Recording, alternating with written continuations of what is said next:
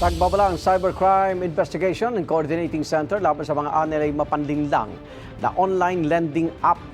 Mula Enero ngayong taon, nakatanggap sila ng halos 600 reklamo ng umano'y harassment mula sa mga online lending app. May unang balita si Oscar Oida. Magpapasko raw noon kung kailan napakaraming gastusin na timingan pang nagkasakit ang bunsong anak ni Mara.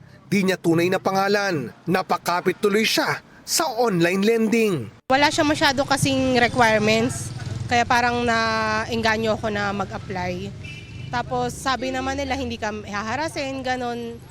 Pero ang pangako, mabilis na napako. Sa 2,200 pesos na inutang ni Mara, nasa 1,400 pesos lang ang kanyang natanggap. Dahil umano sa iba't ibang fees. 45 days din ang palugit para magbayad, pero 1 linggo pa lang mula ng umutang. Hinaharas na umano siya. Pinopost sila ako sa mga kamag-anak ko, scammer, ganon. Tapos kung kani-kanino sila nagpo-post. Basta sa mga friend ko. Yung mga contact ko, yun, tinawagan nila, tapos nagte-text sila na about sa akin na sila daw po ang magbabayad pag hindi daw po akong nagbayad. Matinding trauma daw ang inabot ni Mara hanggang sa hindi na raw siya makalabas ng bahay. Opo sir, nag-iiyak ako sa bahay. Ganon. Tapos as in, na-stress ako pati yung asawa ko. Kasi hindi na ako makapagtrabaho. Ayon sa Cybercrime Investigation and Coordinating Center o CICC, isa lang si Mara sa maraming Pilipinong nakaranas ng harassment mula sa inutangang online lending. Mula nga nitong Enero lang, umabot na daw sa 599 na reklamo ang nakarating sa CICC. Minsan nga hindi mo na pinupuntahan yung mga applications.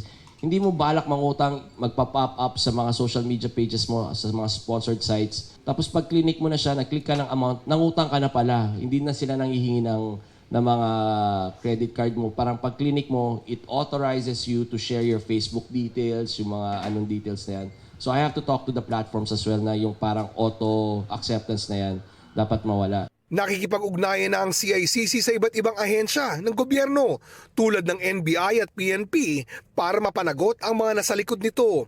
Inilunsad din nila ang kampanyang Fast Cash, mag-ingat sa scam, para may masusumbungan ang biktima sa kanilang hotline 1326.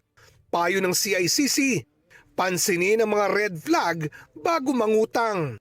Isa na ang ads na kapag klinik, dadalhin sa kanilang website sa halip na gawin ang transaksyon sa kanilang app. When you encounter this online lending mga scams na to, pinapadala kayo doon sa mga website.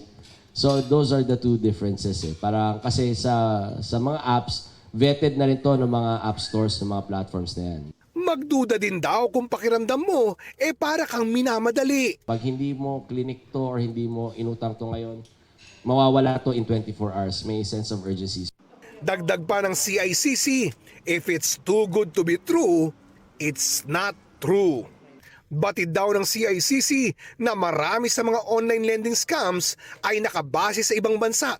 Pero may mga tao raw ito dito sa Pilipinas at yun kayang-kaya daw nilang mapanagot. Because you are part of a syndicated estafa yan.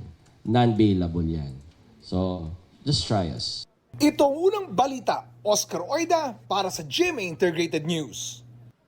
Igan, mauna ka sa mga balita, mag-subscribe na sa GMA Integrated News sa YouTube para sa iba't ibang ulat sa ating bansa.